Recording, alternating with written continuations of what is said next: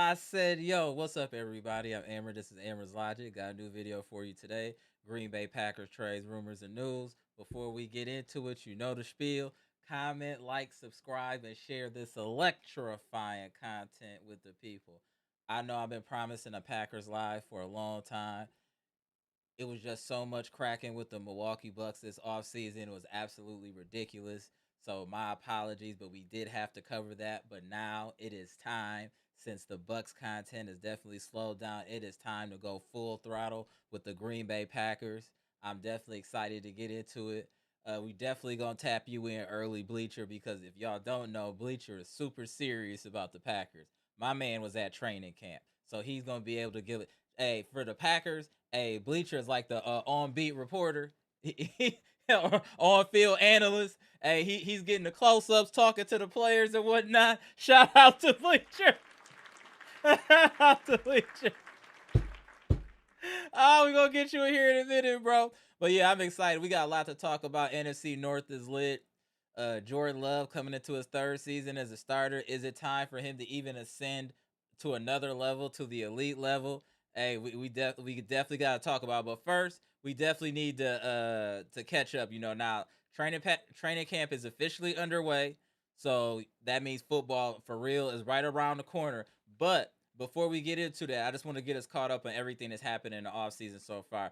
First of all, we got to give credit to Brian Gutekunst. He made some really good moves this offseason. Let's not forget he added Zaire Franklin, Javon Hargrave, Benjamin St. Juice, and then a Skyy Moore. And I've been hearing good things about Skyy Moore, but I'm sure Bleacher will be able to speak a little bit more on that. So, hey, the Packers are making very efficient, effective moves and at positions of need, especially at the linebacker position. And we definitely need a kick returner and a defensive tackle. I really like what we did this offseason. And then we got to talk about the departures. So, you know, we lost Romeo Dobbs and Dontavian Wicks. But we gave extensions to Christian Watson and Jaden Reed. So now with that happening, so with Dobbs and Wicks gone, hey, we don't got no excuses, Matthew Golden. It's time for you to get busy, bro. They let them cats go because they think you the truth. I think you the truth. It's time to show us if you can elevate and be what we think you can be this year, and we have three receivers that are cold, it's gonna be a real problem. It's gonna be a real problem because Jordan Love is hella accurate. Jordan Love is extremely accurate. So it's going to be interesting. And Matthew Golden got the speed. He got a year under his belt of experience. It's time to get that man the ball and get him in the end zone. I really am. That's one of the players I'm really going to be watching is Matthew Golden. He has to take a leap. For us to be where we need to be in this tough conference, he has to become elite. Y'all let me know what y'all think in the comment section. But I believe he has to become elite. That's going to help Jordan Love ascend to the level that he needs to ascend for us to really make some noise in the playoffs. And do you think that we should even be worried about Jordan Love? Don't you think Jordan Love has shown enough that he's a great quarterback, a borderline elite quarterback, or does he still have? I mean, obviously he needs to win a championship, but I'm just saying on as far as what you see with the eye test. To me, he looks like an elite quarterback. Can he do some improvements? Yes. If he's not elite, he's whatever one step below an elite quarterback is, in my opinion. I do think he is the franchise quarterback and what we need, but we just got to make sure that man remains upright and healthy. Otherwise, if he can do that, I think he'll be a Pro Bowler, and we can run deep in the playoffs as long as we can protect Jordan Love and we can stop the run. We gonna make some noise. We'll definitely make some noise. Obviously, we got to get into the cornerbacks. We did draft the cornerback in the first round. Seems to be making waves. Seems to be really good. So I'm very happy about that because cornerback position is definitely a need. With Ballantyne and Valentine, whatever his name is, trash. Keyshawn Nixon, even more trash. They're our cornerbacks is part of the reason we got put out early and had issues in the regular season. Our cornerbacks were terrible. I think Cisse will at least bring some stability to the cornerback position. I think he's already our number one cornerback as a rookie. There's no way he's not. I mean, the other two are awful. They're awful. They're all you gotta do is do a double move on them morons and you out of there. That's all you gotta do. And I just can't wait because I really think that the Packers are going to be better than people think. I really do. And I think Jordan Love is going to do what Jordan Love does. The thing is, I don't even know why it's that many questions about Jordan Love. He clearly gets busy. I mean, what are we talking about? Y'all let me know. Maybe I'm being biased because I'm a Packers fan and all that. Y'all let me know. Like, I think Jordan Love is already the truth and already shown that he's a franchise capable quarterback. Like, his stats are perennial Pro Bowler stats. We just need everything else to fall into place. We need to be able to run the ball. We weren't able to run the ball last year. Terrible. Weren't able to stop the run. Terrible. Couldn't stop the pass. Terrible. I know we moved on from the defensive coordinator, but we didn't move on from all the players that were trash. So we got to hope that the new influx of players helps, and that the new defensive coordinator is able to cover up the flaws of Valentine and Keyshawn Nixon. Because if one of them is on the field, it's a problem. In my opinion, it's a problem. I don't care what nobody said. I don't think either one of them is NFL ready cornerbacks.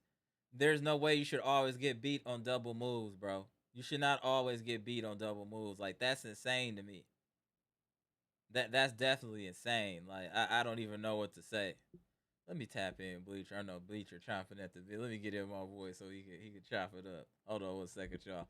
Shout out to Bucks. I said Bucks. Shout out to Packers Nation for his family. Please hit the like button. Please share the content. We getting back into it. We getting this Packers talk going.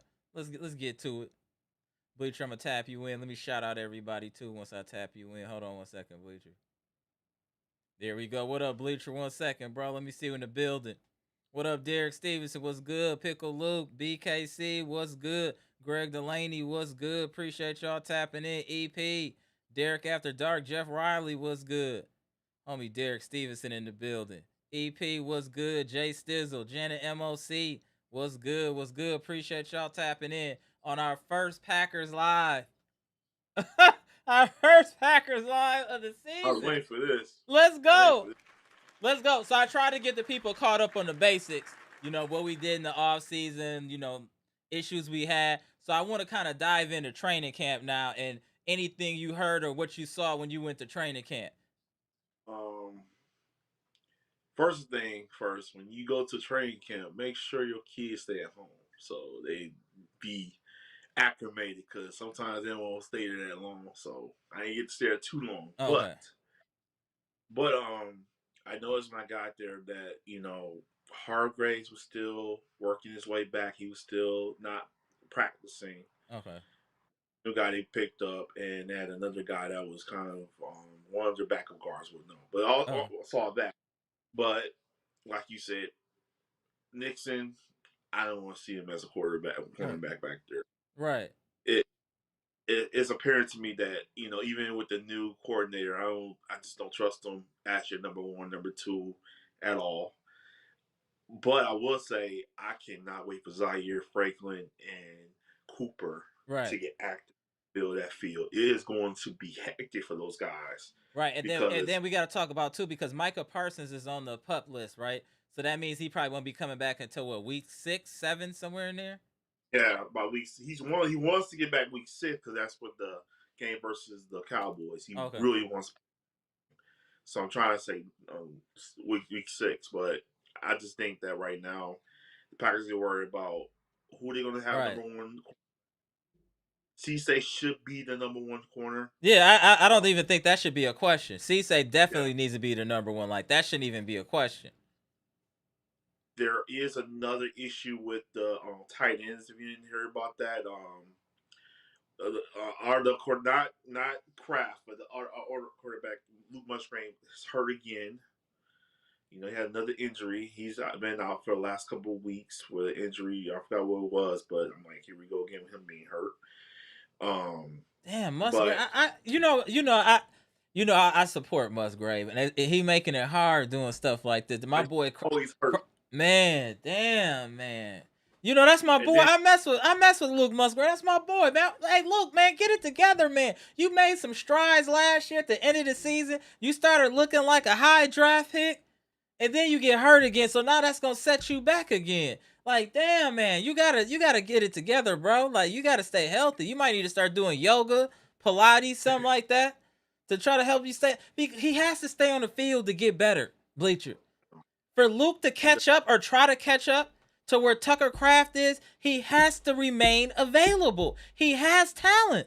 He has speed. He got hands. We saw that. But he has to be available, bro. That is his biggest problem. Yes, he has problems blocking. That can be repaired. That can be solved with putting some, work in film room and adding some weight.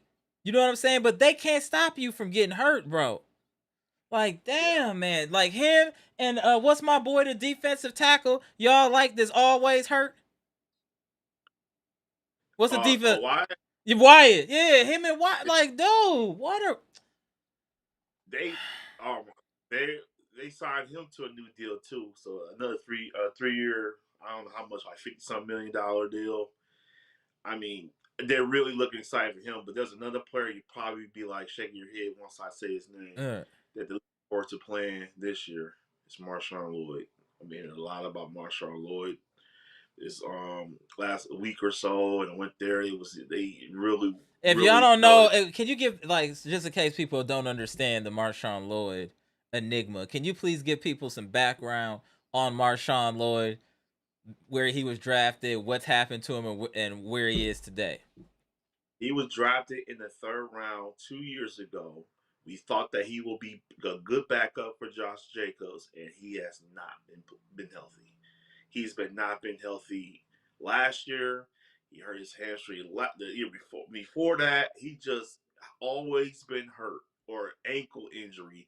He has not been playing at all. He's not available. Your best ability is your availability. If you Right. can't be on the field, nobody's going to evaluate you very well, and he's been not that guy that we thought he's going to be because he's not been healthy. So that's the enigma with him. But this offseason, he has been active of really just being finally healthy. But we still, till otherwise, I don't really know. Okay. I really know. And have you been hearing? Okay. I've been hearing good things about Skyy Moore. I don't know if you've been hearing anything about Skyy Yeah, Moore. yeah, yes. What I've been hearing is the problem what we had last year with Hargrave, or we had another kick return last year, but it's more of the special teams coach. That's what coaching comes in here. When you have a coach that knows what he's doing, then you can have players that know what they're supposed to be doing. Skyy Moore is a guy he was with the Chiefs last year for a longest time, Mm. but he really didn't get the chance to really play. But he is the guy that the Packers will want to use. Can't wait to use for him to get the ball upfield, and he can catch the ball. He has been doing a lot. This more in college than the pros. He's been doing a lot of punt returns and everything, but they are really. He did a really good job with the San Francisco 49ers year before, so Okay. they really, really excited for him to return some kicks, and they don't have to worry about putting Golden there because Right. Golden's not going to be. Yeah. That's dangerous in my opinion. I don't want Golden doing kick returns either, man. No, No, after he I'm with got that. popped, that one game got popped. I'm like, yeah, he don't do it no more. He's getting hit too much. Like, you need him to not get off the field, and it's just not his skill set. He needs to just be a receiver. No, yeah, I agree. He needs to focus on that. And speaking of him, I brought him up earlier. I do think it's time for Golden. Like, I want to see him make a leap this year. So we got rid of Wicks and Dobbs. Now there's no excuse, bro. Like, you got to get busy now. Oh man, yeah. The other thing I heard was Jordan Love got his core guys now. With them Okay. departure, you got Watson, you got Reed, and then you got Golden. They're gonna be moving all of them around. They're not gonna be 1A, and they're gonna be moving all these guys around. And the reason why everybody has been stigma on Jordan Love is not because of him. The problem that you're looking at is met for himself. He has been non-existing coach that he's supposed to be there, but sometimes he doesn't make the right decision when it's crunch time. You know, Jordan Love played great last year. His Let me say numbers. this. Let me just say this. I think that, to be honest, I think Matt LaFleur is holding Jordan Love back by being way too I conservative. agree. I think people are not understanding what's really going on here. Let me just tell y'all, Jordan Love is the truth. I stand on that. I'll put money on Jordan Love being a top 5, top 7 quarterback in the league. I would. You name me 7 better quarterbacks than Jordan Love. Be real. Think about that. But you got to understand that he can only do what the play calls that are coming in, right? And if these are all conservative, they're taking no chances, no create. We don't have any creativity in our play calling, nothing dynamic, abstract. What is he gonna be able to do? When you look at Andy Reid and the play calls and design that they have for the Chiefs, it's incredible. Incredible. We don't have anything like that. I just, if I want to keep it real, I'm positive. I'm being positive. I want the Packers to do well. I want them to win. Matt LaFleur is way too conservative for me. I would have moved on from Matt LaFleur in the offseason. I don't think he has the stones to make the right decisions in those times that you need your coach to come through. I don't think he has it. No disrespect. He might be a coach that can win you games, but he's not about to win you playoff game because he's too scary. Sometimes you gotta go all in, and whatever happens, happens. But you can't be scared to try. We was up 25 points and lost being scary. To me, that's a fireable offense. You know what? It's a slap in the face to Packers fans for him to get an extension. It is a slap in the face. What he did and allowed to happen against our rivals that we've been putting belt to bottom for years is a fireable offense. He shouldn't have been. They should have did him like the Bucs did Doc. You don't even need to get on the bus. You figure it out. You got bread. Figure it out. You ain't getting on the bus with us.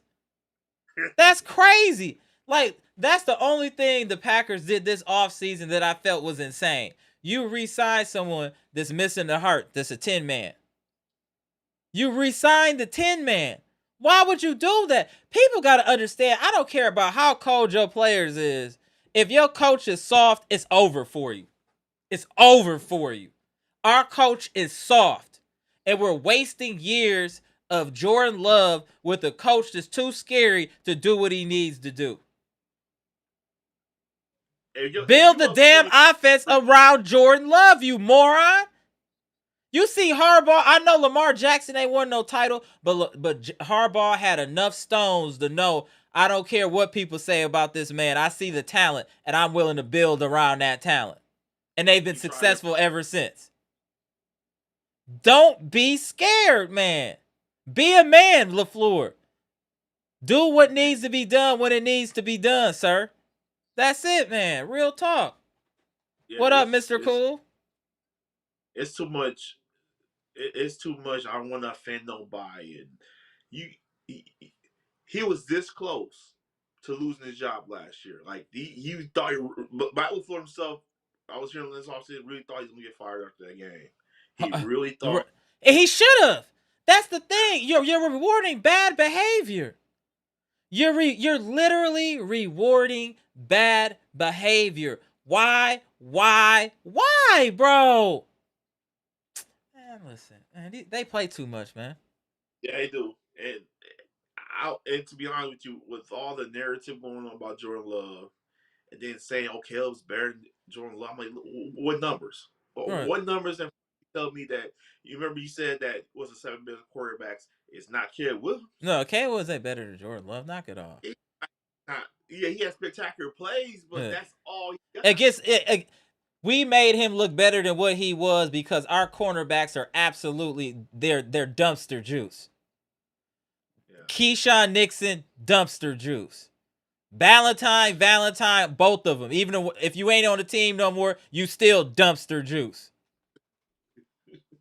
Dumpster juice. Whole cornerbacks. All of them. I hope Cisse can come in and do something. Because they are dumpster juice. Ridiculous.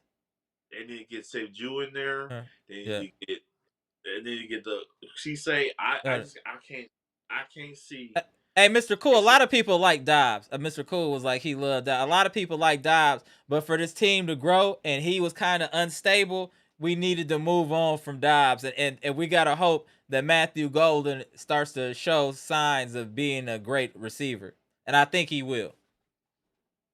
and what he means unstable means that he was kind of being a little arrogant last year, so he he was feeling himself. He played well. So I mean, I get it. he played well, but he won one hit away. He one hit away.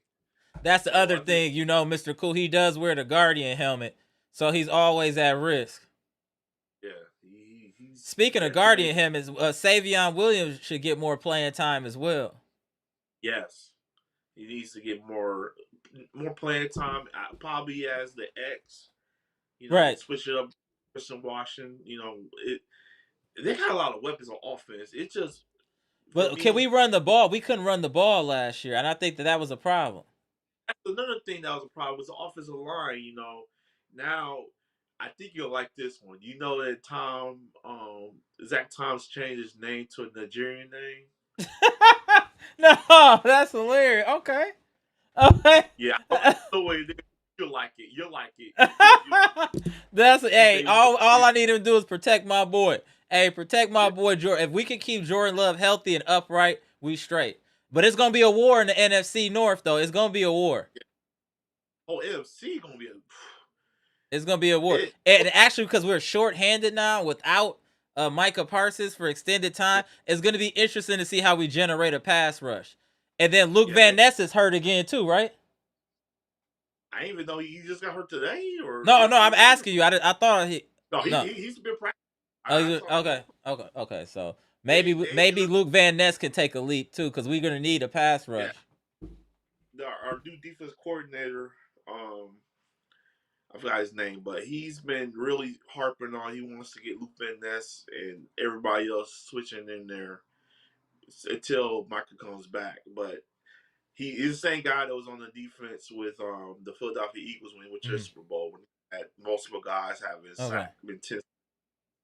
So I think they want to generate more than just Micah, of course, but like we said, availability is The what you best of it, need. right?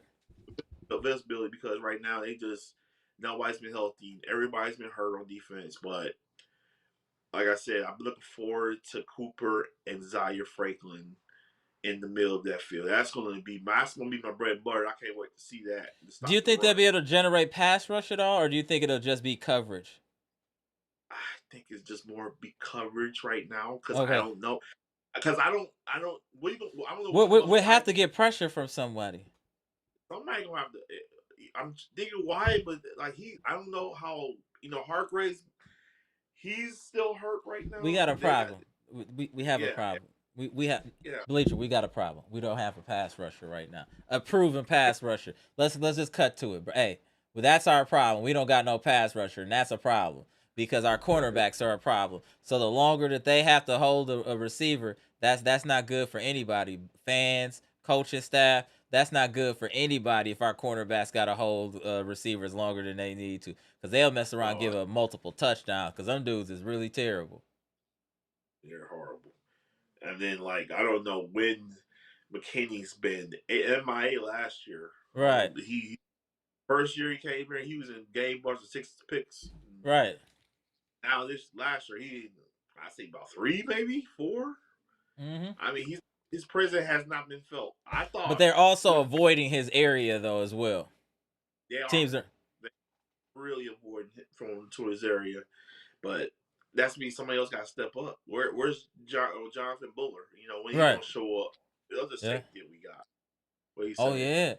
yeah. Yeah. Jacobs was definitely disappointed last year. I know he had nagging injuries, but he was definitely disappointed. I know that Yeah, I heard rumors too that the Packers were trying to trade for Jonathan Taylor, but I don't think that that's reasonable. that wasn't the case. Yeah. I was hearing Kamara, and then Yeah. they talking about another running back from the other running back for the Cardinals. I was hearing Okay. about, but Oh, Connor. yeah, Uh, not no. The Trey Benson, okay. the other running. Okay. But right now they're trying to get Lloyd. They want to get Lloyd in there. That's what I'm hearing. They don't want to do anything else until they find out what Lloyd is, and then if that goes fall apart, then they'll find somebody else. But we still don't know the Damn, they got situation that. with So they the got faith in Lloyd, huh? They really, really want to get Lloyd a chance this year. They really want. That's what I've been hearing. I rolled my eyes when I saw that report and I seen everybody talking about it. I'm like, come on, like you can't mess around right now. Like you cannot mess around this year because the NFC is going to be nuts this year. But I think will he be playing in the preseason? Yeah, I would say the first 2 preseason games, but not the third. They're gonna try to keep him healthy because they want him to back up Jacobs. Jacobs had damn, he got to be coddled. We got to keep him healthy. We can't. We got to do. That's a problem too. Like, man, I want you to be able to go out and play. I know they should have kept Eric Wilson. I don't know why they kept Wilson. Yeah, I don't. That was crazy. Yeah. They let, and he went to Seattle. I mean, and I was always a Wilson fan. You know that. I saw it right. I was like, man, Wilson's solid, man. I was watching him cut his. I was like, okay, he's solid. I'm not saying he's a Pro Bowler, but he's a very serviceable backup running back. Super serviceable. That's why I didn't like them letting them go like that. Cause I understand they want to give Lloyd a chance, but if you got a solid running back that can back up you, you need a third running back just in case something happens. You keep him. Like I don't understand why they. I actually feel like that's a lot of pressure on Marshawn Lloyd, don't you think? Yeah, too much. And with the situation going on with Jacobs off the field, we don't know if he's gonna be in trouble or not. Or if he's going to suspend her or not. But knowing cases like this, they won't happen until next year, so you don't have to worry about it. But still, like you still don't know. You still don't know. You gotta keep some of these running backs sometimes. I think that. And we have to be able to run the ball. Like that's a problem because we couldn't run the ball last year. Like that. To me, that's a real problem, Bleacher. Like I don't know people acting like it didn't happen or they trying to make all these excuses. We could not run the ball. Jacobs looked slow. I know he had injury. He looked slow. I'm actually low key concerned about Jacobs. I'm low key concerned. I'm gonna keep it real. I hope he can get it back, but running backs can just fall off a cliff. There's no predetermined time. Like a running back could just fall right off the cliff. He could have been cold last year, and then it's just done. So we got to keep that in mind. I just hope the offensive line hold up this year too, because I mean, Zach Tom always hurt. I don't know, and I don't know. I just feel like this offensive line got to play better this year. We don't really. I mean, we know who in the starting lineup for the Packers offensive line, but right now we just don't know if they're going to hold up. That's been my issue with this team. Is just they're going to hold up or they're going to not add anybody to the offensive line. So I don't know. It's been a whirlwind last year. Seeing that guys get pushed back every time they hike the ball, and all they can do is pass the ball. Oh, he said Chris Brooks as our backup is out. Chris Brooks. Okay. Okay. And I like him too. I like Chris Brooks too. He's been really good. He's been playing good this year. Last year. I don't know. I'm gonna check out preseason because running the ball is gonna be key. You have to be that's gonna allow the passing game to be easier, take off pressure for Jordan Love. Running the ball is going to be precedent for us to be effective, especially in the NFC North, which is the best division of football in my opinion. Man, the Lions gonna be back this year. Yeah, Bears will be back. Hey, I gotta give. Yeah. If Kyle Murray is starter for the Vikings, they're solid. Yeah, they're gonna be solid. Man, it's not gonna be easy. Then, if you think about more, if Eric Donald comes back for the Rams with Myles Garrett, right, shutdown season is over, man. I don't think he gonna come back though. But if he did, it'd be interesting. Oh, they would probably try to break sack records. Yeah, I don't know. It's been a lot. I low key would want to see it just to see what would happen. I want to see it. I want to Yeah. see it happen, man.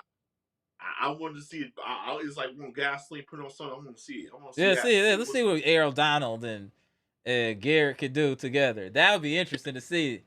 Yeah, that would definitely be. Yeah, the NFC We West is tough, Amtrak. Agree. NFC West is tough. Agree. That's fair. Fair point, Amtrak. Fair point. Fair Camps point. there. You got Niners. Yeah, no, that's fair. Yeah, that's true. I would say they're I think 1A and 1B. Yeah, I'll say 1A, 1B. Yep. it's like right. Yep, I agree. I think the Say that. NFC is the NFC the stronger conference? I think so because I only conference in the AFC that I fear was the AFC West. Right. Hold on 1 second, Bleacher. Mr. Cool, that's what Bleacher was talking about earlier. We got a new special teams coach. So we should be straight, and that's why we got Skyy Moore as well. Our special teams could possibly be a weapon this season, depending on how things go. Because Skyy Moore is proven. We got a new coordinator that's proven. So I think we'll be a lot better. They're a lot more capable now. We'll be a lot more capable of special teams. We'll see what goes on with the kicker, too. We got the kicker to worry about. Chris Mack. Yeah. That's like I never heard of a football name that.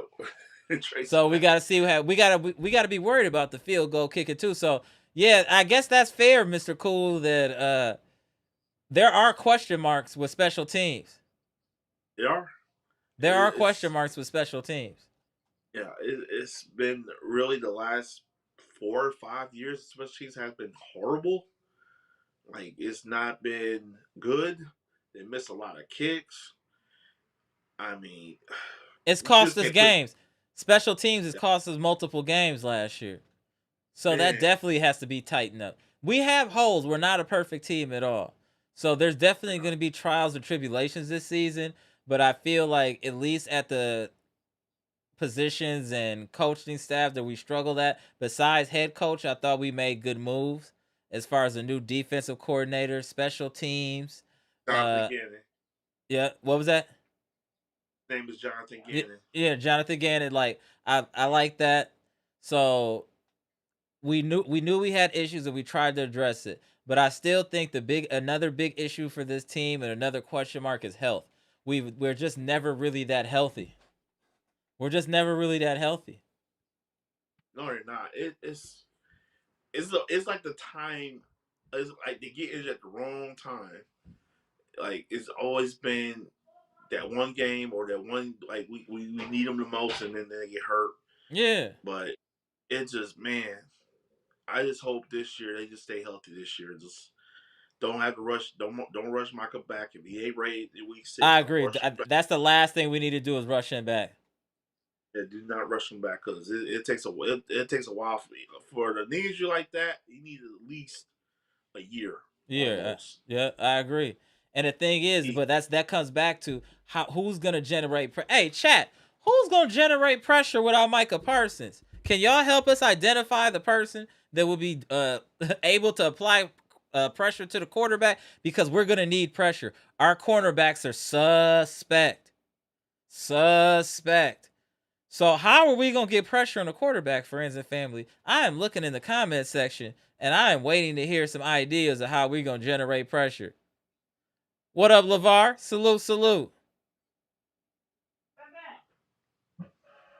Derek Stevenson said field goal kicker's not having a good camp, and we moved up to draft the kid. That's true. Yeah, so what I've been hearing about that situation is the way analysts kick is weird. It's I was listening. I'm like, you can't keep. You sign a kicker and then you can't keep him because he's just not for. But now you kicker in the 6th round, I might add, and now he's struggling because you can't hold the ball. You gotta hold the ball for him. Kind of weird. I was hearing on the radio. I'm like, you can't even draft the kicker. Yeah, that's crazy. They're gonna have to bring another one in camp. Cut him loose.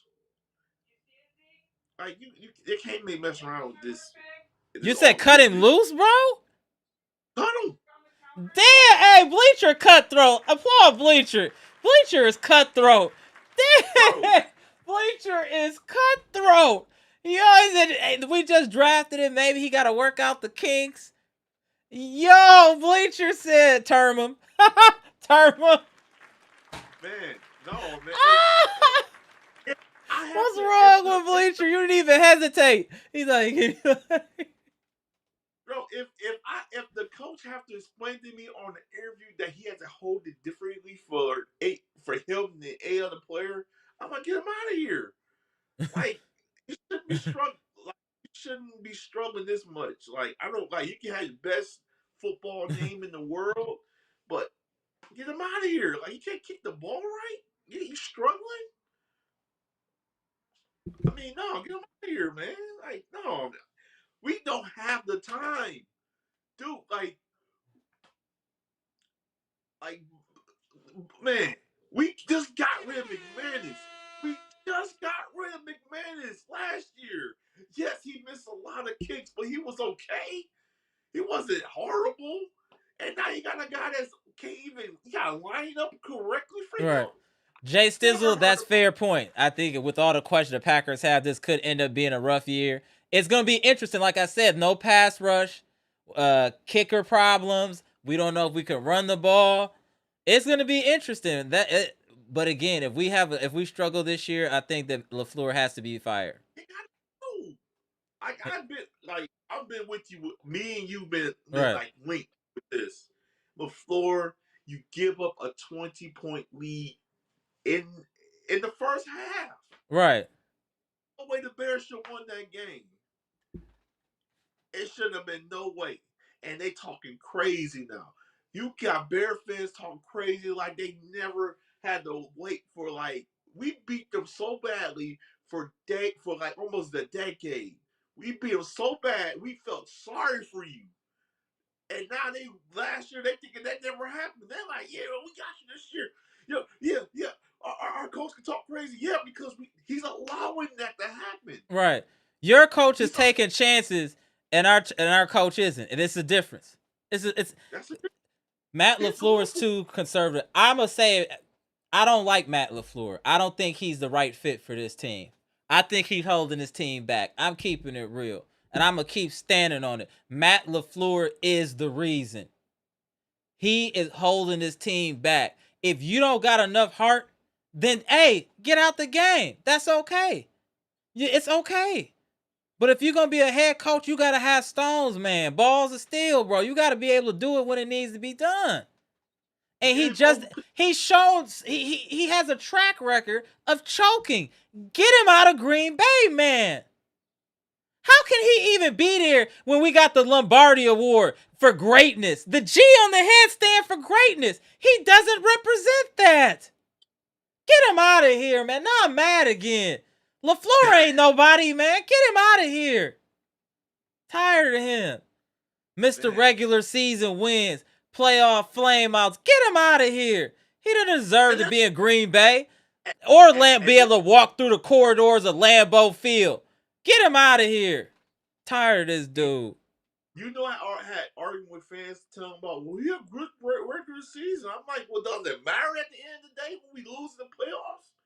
And then I always bring this up. Oh, we've been in the playoffs the last 3 years. I'm like, because it was a 7th seed. We never, if it was no 7th seed in the NFL, we would have lost. We would have not been in the playoffs. He'd been fired by now. The Mm-hmm. 7th seed saved that man here the last 3 years. Like I don't understand why you should not be satisfied by being a 7th seed every year. You should not be satisfied with that. Right. Like we lost. I mean, put it like this. I'm bring this up, guys. Chat. I'm bring this up. I was at the Ravens game last year. I was at the Ravens. The Ravens didn't even need to win that game. Lamar Jackson did not play, but they got ran out of the stadium by King Henry. Mm-hmm. And I saw, oh man, I never seen my life watching football on TV or in real life. I seen on my stand, I seen grown men getting pushed over like they were nothing. And I'm just Mm-hmm. looking around. We're really getting the story right now. Like It was like every play. He's And shown the you who he is. The thing is, Matt LaFleur has shown you who he is, and I don't like it. I just want him out of there. We do got question marks. We got to see. This season is going to be interesting. Jordan Love is going to have to he's going to have to play extremely well for us to be competitive. Because we have a lot of unanswered questions. Our secondary is definitely a question. I know we got safeties, but they can't cover everybody. Your quarterbacks have to be able to cover, and I don't think they can. Cisse might be able to do something, but we still would have a liability if Keyshawn Nixon is on the field. I don't think he's an NFL caliber cornerback. I think Keyshawn Nixon is straight doo-doo. Basura. Trash. I've never like anything he's done has been by accident.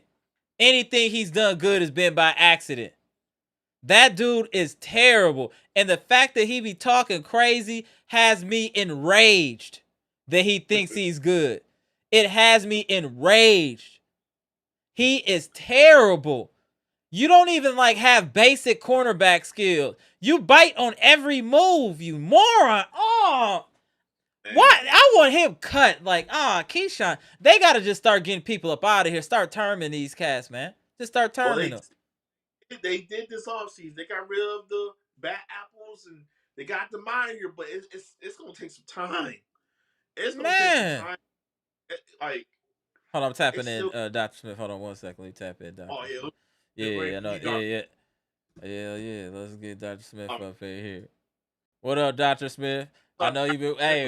What's going on? Hey, we catching up on this Packer stuff.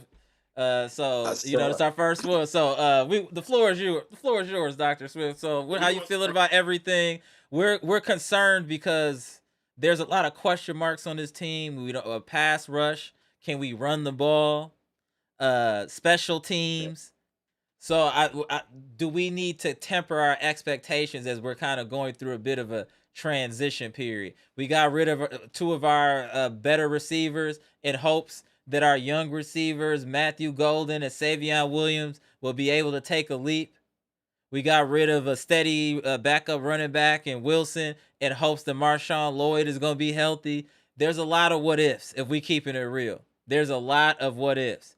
And now you're putting a lot more pressure on Jordan Love to play at an extremely high level with all these question marks. Because if we can't get a pass rush and you asking these terrible cornerbacks to hold a receiver longer, come on, man. So all right. Well, firstly, what's up? What's up to the chat? What's up, Daniel? What's going on? What's going on, people? What's happening? Early night on Friday, I decided to keep it in and saw you was on. So yeah, let's talk some Packers. There's a lot in there. So let me go down one by one, right? Yeah, I'm not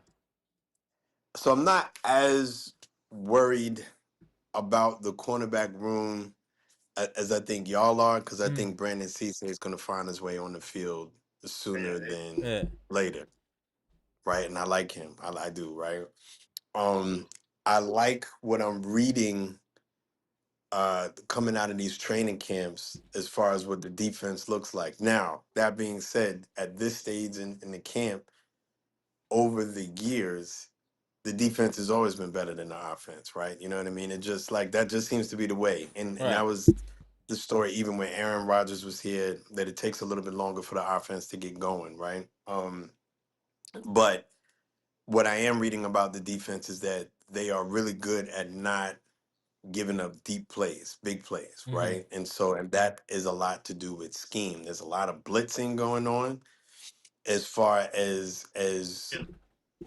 Jonathan Gannon is concerned. He's sending a lot at the quarterback, right? And so in training camp, right? None of that matters if we don't actually do it in a game, right? And so we won't know what the plans are in the game, right? But that's what I think I find exciting is that very similar to the Bucks, right? We are going through a coaching and a scheme change in Green Bay, at least on the defensive side of the ball. So what does that mean for us? In the past, Jonathan Gannon has run a 3-4. He's run a lot of quarters defense, and he didn't blitz a lot when he was in Arizona, But if we go back further to when he was Okay. in Philly, that was like an invasion, like after the quarterback. Now, that Philly team Had also corners. had, Some I cold mean, it's players. just as far as their pass rush. I mean, they had Fletcher Cox, they had Javon Hargrave, who we now have. They have Josh Sweat, who we would like to get. They have Javon, what's the other brother's Javon name? Carter, right? Jalen Jalen Carter. Carter. Jalen Okay. Carter. So I mean, they had nightmare. They had the other brother that I thought we could have brought over. There was another Hassan pass Reddick. rush. Hassan Reddick. Hassan Reddick. You see what I'm saying? Like that was like an invasion. Like it was that goes back to like when the Giants had like Strahan and Uman Yora and Justin Right. Tuck, and it was just like one name after another, right? And so what can we do in Micah Parsons' absence, right? I think you can substitute with blitzes. I don't think you can live off the blitz, obviously, right? Because it does leave some kind of uh, you're vulnerable in the backfield if you do that. But I would like to see what Sorrell does, Baron Sorrell. How do you Okay. guys feel Yeah, about him? Same. Yeah, I mean, like you know what I mean? Like I feel like we had an opportunity to go and get Josh Sweat, but they did not want to. Green Bay did not want Right. to give up a second round pick. That was my understanding. Was yeah. that if Josh Sweat could be had, Green Bay was only willing to give up like maybe a third round or a fourth round pick, and Arizona wanted more. Okay. So Arizona, like Milwaukee dealing with Denver, Arizona might come off that price. We don't know. Like, you know what I mean? And if they do, I think you go out and you get someone like a Josh Sweat. We Agreed. haven't seen Javon Hargrave in training camp yet. Correct. So He's still Yeah, hurt. he's when I right. was there. So say again. He was on the side, like he wasn't practicing. He was working from his injury because I weren't. When you got guys on the side, that means they're working back from an injury. So he was Yeah, kind I of think he's still on the PUP list, right? yeah. I Yeah. saw him So out there. I was like, I saw him. I'm like, oh, that's right. The new guy. He was running around like with the trainers. So he was on yeah, the side. yeah. So I think when it comes to pass rush, I would just say this: don't just think about the outside, right? With Lucas Van Ness, right? That was the reason why we went out and we got McClellan, was that he can provide pass rush right up the middle, right? And in that way, I am confident about our pass rush because eventually, hopefully, if Hargrave comes back and he's able to give us something of what he was previously able to do, then you'd have McClellan, you'd have Hargrave, and you'd have Devontae Wyatt right there in the middle, right there in Yeah, the middle. That's like and theoretically they should get to the Devontae quarterback. Wyatt's availability is what's going to be key as well. Yeah, you know what I mean. It's all of them. Right. Because I mean, McClellan.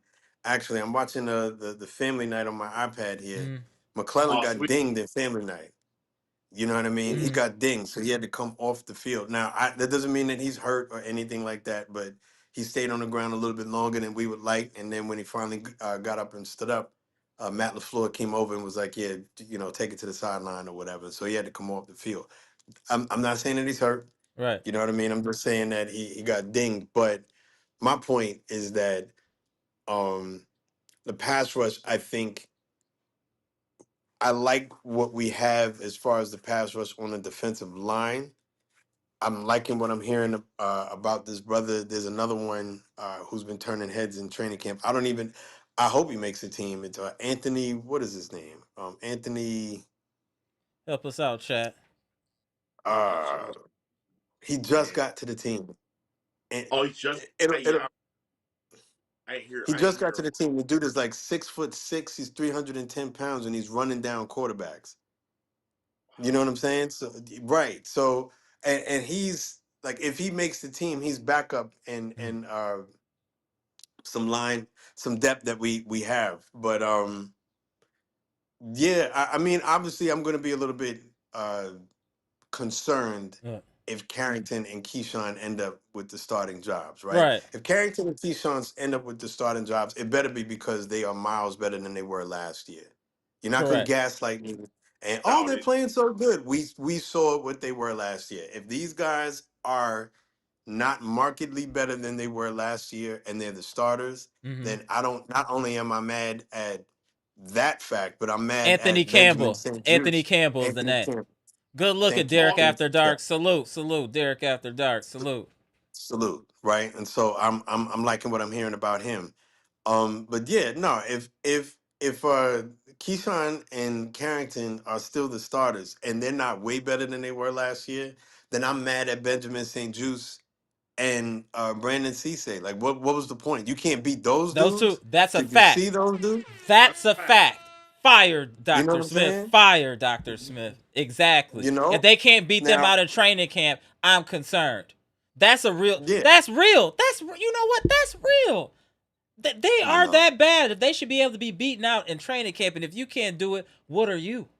Great point, Dr. Smith. Yeah, that's fair. unless they've gotten way better. Now, I mean, they heard the chatter just like everyone else did. I mean, they had to hear. They had to hear how put off people were about them. They saw what happened in the offseason. The first person that we signed in free agency was a cornerback, Benjamin St. Juice. Right. And then we proceeded to go into the draft and pick up two more with Brandon Cisse and Damani Jackson. Yeah. That's telling you something, right? That's telling you something, right? We were not pleased with you. We tripled up at your position. The same way that we tripled up at the safety position a couple years ago when we got Bull and Evan Right. Williams and Xavier McKinney in free agency. We did that to your room, and y'all are still standing here. That's how bad you were. We all saw the Chicago game. We all saw the Denver game. We all saw the Dallas game. We saw these things. They happen. You know what I mean? You can't just be good when Micah Parsons is on the field. Correct. That's it. Like you can't just be effective when Micah Parsons is And that's then you're not an NFL cornerback, right? Because how many people have someone as good as Micah Parsons? If that's the only time that you're viable, when we have a pass rusher like that, then you're not viable. You Facts. know, and so we'll see, we'll see. I like Oh, that 1 we went second, out and we got. Dr. Smith. Derek Stevenson with the update. Good looking. Valentine is hurt. Cisse is getting run with the first string defense. Yeah, Mm. he's got a hamstring injury, right? Mm. But to me, does that mean that when he's healthy, Cisse goes back to third on the depth chart and Valentine steps in? You know what I mean? Yeah, he's got a hamstring injury right now. I don't wish injury on anyone, Yeah. right? So my criticisms of these guys are strictly professional. Right. Get healthy, get all of that, right? But I want Valentine healthy and on the sideline. And on the sideline. Like, you know what I mean? And Right. so you know, like everybody else, when as far as pass rush is concerned, when Vita Vea, they said Vita Vea might be available. I was interested in that, but that Okay. turned out to be that's not likely. You know what I mean? That's not likely at all. And I think Tampa Bay said they're not giving them up, and if they do, it's probably going to be to a West Coast team. So the best shot that we had for a stopgap as far as outside help is concerned was Josh Sweat, and Green Bay's being the usual. We're not going to overpay, overextend selves. I'm not overly mad at that because that's what Milwaukee does. Milwaukee is quick, or at least in the past they were quick to overextend. So they're the exact opposite, right? You know what I mean? They make all the goofy, crazy Gary Trent Jr. moves, right? But you know what I mean? I will say this though. I'm also hearing a lot about, and this is somebody that I was a fan of us drafting, was DDS, Denied Dennis Sutton, right? I'm hearing a lot about him. I'm hearing that they're moving him to the interior. Oftentimes throughout training camp, that doesn't mean that he's going to stay in the interior. I heard about that. Yeah, moving them Right. inside. That's what I Right. They heard. have him playing from the inside, not as like a permanent like position, but just as like a wrinkle in that he's doing well in that regard. So we will see. I think they can manufacture pass rush in the same way that they did a couple years ago before Oh. we got Micah Parsons by sending blitzes and stunts and those types of things. And but I don't want to live off that. I want that to be complementary. I don't want that to be necessary. So Right. one of these other guys is going to have to step up if Green Bay is not going to pay. Yeah, they're gonna scout Say you. again. And then I said that you keep doing that, they're gonna scout you, and then you do a blitz, and they know where it's coming. They're gonna go right at it, and then that's. I Yeah, mean, and eventually it gets figured out. Like, you know what I mean? Like Minnesota, I think was really good while they had people like Brian Flores, right? They had people like on their back foot, but once you had them figured out and you kind of got it, then they. I mean, obviously you can say that about anybody. Once you get any team figured out, then you knock them out, right? But like if you can't, to me, if you pick up the blitz, the problem with blitzing is that it does leave your guys open. secondary naked. Like, Exposed. you know Yeah, what I they're mean? exposed. Yep. Right. And so you have to get home with that. And obviously the less people that you could send and provide pressure, the better, right? Because it leaves your secondary with enough coverage and was still providing pressure. That is what Micah Parsons is there for, right? And so what do we do without him? I, don't gaslight me. Don't tell me that LVN is like this super machine and he's ready to make the next level and he's ready to take the next jump and all the rest of it. And then the game when the bullets actually start flying, it's the same story. Don't tell me that. Oh, well, Keyshawn's actually doing well, and he should be the cornerback number one, and he wasn't as bad last year as people are making out. Like I wasn't sitting there watching the Watching the games with my game, own eyes man. and dude turning completely against the grain and turning away. I mean, don't get me wrong. There were some games where Keyshawn did play well early in the season. The Washington game was one of the best games that I've seen him play. But again, we saw the Dallas game. We saw the Chicago game. We You was saw at that. say again. Amber was at that Chicago game. He told you that he Yeah. back there. He told me Furies. what he told me was he wasn't supposed to be over there. And I watched the replay. That interception, that wasn't even for him. Yeah. Like He was out of he was position. Yeah, the interception he got was out of position. The Yeah, game Nixon. saving. Yeah, he said that. He Yeah. said that. So I mean, you were this close to being that guy again. Like, you know what I mean? And no, man. So I am for Benjamin St. Juste getting on the field. Okay. I've spoken my piece and other like Packer content creator platforms. Benjamin St. Juste needs to be getting more time with the ones, right? It's rare that you have someone with those physical traits. The guy's tall, he's got wingspan. Last year he was the number one rated cornerback in the league in zone coverage. Now, mind you, there's a caveat to that because he didn't have as much time on the field as like your typical starting cornerback, right? And so take that with a grain of salt. But he was better than Keyshawn, and he was better than and everyone was better than Carrington. I mean, Carrington can't tackle. So I mean, like, don't gaslight me. If we watch a game and this dude can't tackle again, and that's 3 straight years of the same problem. This didn't just sneak up on people. I can Yeah, go that back was 2 years hilarious. and tell you when That the was Philadelphia hilarious. tight end they just picked Carrington Valentine up like a little boy and ran him into the like just get off the sideline. Like, you know what I mean? I remember that play. I wasn't over that play when I watched Carrington last year. We won the Detroit game when we were in Detroit, but we should have boat raced that team off the field, right? And I remember there was a time when we called the right defense and we had these dudes locked up. This is when we were going into halftime and Detroit was driving the field. Called the right play and everything. Carrington Valentine ends up throwing his body at Jameson Williams. Jameson Williams weighs maybe 165 pounds. He's like one of the smallest dudes. Well, I'm exaggerating, obviously, but he's like one of the No, he's very smallest dudes small. Yeah, he's very in small. football. And Carrington Valentine bounced off him. And that's Bro, what that what? touchdown. Yes, I remember now. Yes, the touchdown. Yes, yes. You feel It what I'm looked like he saying? got The hit right sticked. play was called. Halfley sent the right play in. Carrington Valentine had a bead on him and ends up doing this weirdo nonsense tackle garbage thing and bounced off Williams. Williams ends up taking it in. I don't want to like rehash like the moments that made me angry about last year, and we did win that game. But my point is, I want to hear it. Shit, I want to hear but it. but my point is that we have the data. We have the data, right? Right. don't go into this year with guys behind them and then you still trying to gaslight people into no, but they actually played good. I don't understand what the criticism Yeah, is. The don't do crit that. Yeah, I agree. Yeah, bro. Like, you know what I mean? Now I don't know. I'm not a big fan of legacy spots. I'm not a big fan of, or they were on the team and they were starters. I don't care who started where, what, when, whenever last year. We got knocked out in the first round of the playoffs. That's very Milwaukee Bucks like. That's not success.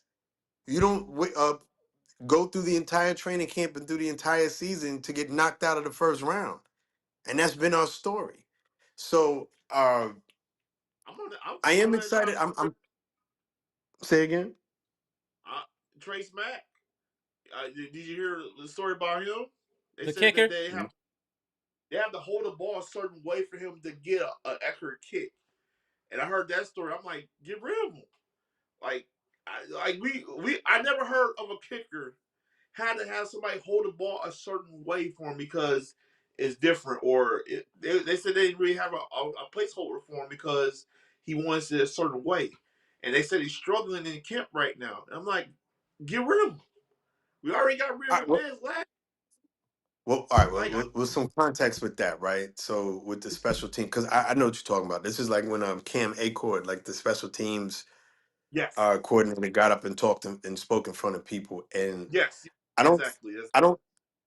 So I don't think that Trace Mack is the only one that's had to have the ball held a certain way. I just think that that was the first time that any of the special teams coordinators actually took the time to explain oh the difference, like what all of these guys. So I think all of the kickers needed the ball held in a certain way. It had just never been that descriptive before, right? yeah, it Where was he was saying, all right, well, if the wind is coming this way and the crosswinds are going this way, like he went into like super detail. super And detail. him going into detail like that made it seem like uh our new kicker, Trace Mack, had a whole bunch of new needs Right. that the Yeah, average kicker doesn't. I don't think that's accurate. What is happening though is that earlier he was missing kicks, but context, right? And so I don't think so. He's getting used to a new stadium, and I yes. think, and this is not me making excuses because he better be making these kicks when you Right. know You better, the you real season better. comes around. You better be making these kicks, right? I'm putting my neck out on the line, Trace Mack, and I'm going to defend you this one time, right? And I will say that in training camp, I think that they are more likely to try out new things, which may lead to misses. Okay. So it's more of an experimental stage. That is my one. I'm defending you, Trace Mack. Don't have me on Amherst Logic looking crazy, right? I'm gonna give you the benefit of the doubt. You better be making these kicks. I will also say that Brandon McManus made damn near all of his kicks in training camp last year. Got to the playoffs and missed 3 kicks in the Bears game that we True. lost by less. You feel what I'm saying? Um, in fact, 4 kicks in that game. They missed an extra point and 3 field goals, or extra point and 2 field goals, something like that. Something to that Yeah, effect. He man. missed a gang of kicks.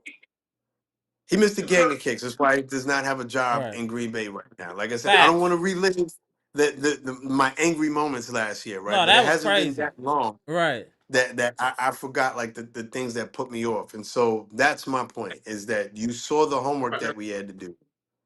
real quick. We better be Bear working on it. crazy. Bear fans been talking crazy since Of that game. course. Of They've been course. talking. They should.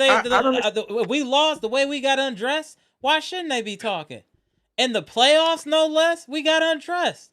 They should be and, talking and crazy. and lost them twice in that way. And I mean, it's the recipe for that. We it's the perfect recipe for that. If we have over the years far more often than not dominated them, and we had a quarterback who didn't mind telling them that we dominated them, I own y'all, and all the rest of that. That's like a complex. It creates a complex in you. So the first time you get over on us, you see them. Them guys had like them things made, like With the the cheese cheese. grater hats Right. made. Yeah, look, get it up, get all of that in now. You know what I mean? And Right. then I want all of my players to follow Javon Bullett's lead and say, no, I'm not. I'm taking that personally. They didn't Right. Watch when we play them the next time. I want everyone to follow that lead. Remember how Yeah. it felt. Remember how it felt watching Keyshawn Nixon just whiff on a tackle, making a business decision in a playoff game. In a playoff game. This is classic. I want people to remember that. I want people to remember how it felt to be up by, what was it, 20 points at 25. halftime? Yeah. And then we 21. lost that game? Yes. Remember how that felt, because I do. Your fans do. Your fans remember how that felt. And that's why Matt LaFleur shouldn't have a job either, but that's, it is what it is. Remember that was in debate. Now the owner, well, not the owner, but like the president came out and was like, we're not talking crazy. We're not going to fire Matt LaFleur." But it was a conversation. It Mm-hmm. was a conversation that was had because it wasn't just that he choked in that game, well, that we choked in that game. We have been giving up leads and choking all season long. All season He long, we were has a winning 10 history. You just nothing. talked about data before, Dr. Smith. You just brought up data. Right. The data shows that Matt LaFleur can't win big games. It's there. You Bleacher, you said it a live or two ago, being funny, but no disrespect, R.I.P. But he's like a Marty Schottenheimer. Yeah, he is. I did say that. Yeah, he went. Marshawn used to win all his games 13-3 every time. Yeah, and then choking the playoffs. I mean, no, I'm not disrespect, but do you see where I'm going though, Dr. Smith? Oh yeah, I feel you. Look, I like Matt LaFleur, but certain things can't be defended. So he has an opportunity to change that script. A lot of people do, right? Mm-hmm. Matt LaFleur, I think, had a scary, shook kind of a season last year where he would Yes, get the lead thank and you. then be so afraid of losing the game that he just stopped playing, right? His opening script, his opening plays was some of the best play calling that existed in the NFL, right? That opening script where it's like that first drive and a half or first two drives where we're still kind of playing like a script or so to speak, like some of the best football that you got going. But once you got to like the middle of the second quarter on, or like halftime on, or if we got the lead and now it was like read and react, it was so scary and shook. Right. And I saw that in games that we won. We obviously saw that in games that we lost. I think Matt LaFleur knows that. So that to me is like what I'm really curious about is all of these things that we saw last year that we have the data points on. That we saw what happened. We all saw it. You can't just blame it on injury. That would be a cop out and an excuse. Then don't blame it on the fact that Tucker Kraft went out, Micah Parsons went out, Devontae Wyatt went out. All of Mm-hmm. those were uh, factored into Correct. us losing, but that was not the sole reason. We were up by 20 points without those guys in that Chicago game, right? It wasn't like they got injured in that game. With the guys that we had available, we still had enough to at least beat the Chicago team. Right. I don't know how much further we would have gone without our major stars, but we had it to beat those guys, right? We haven't even talked about O-line. Jordan Run. Remember those guys? We haven't even Mm-hmm. talked about those dudes, right? Like, are we going to see an improvement from them and not just pass protection, which you obviously have to do, but be able to move people out of the way and create holes for your running back to Exactly. exploit? Are we going to be able to do that? We'll see. We'll see. We'll see. The things to be optimistic about, because this is sounding like a gripe session, so it almost sounds like I'm upset with the team right now, right? But I will say that it sounds like Jordan Morgan is starting to pick up and take off. Fantastic.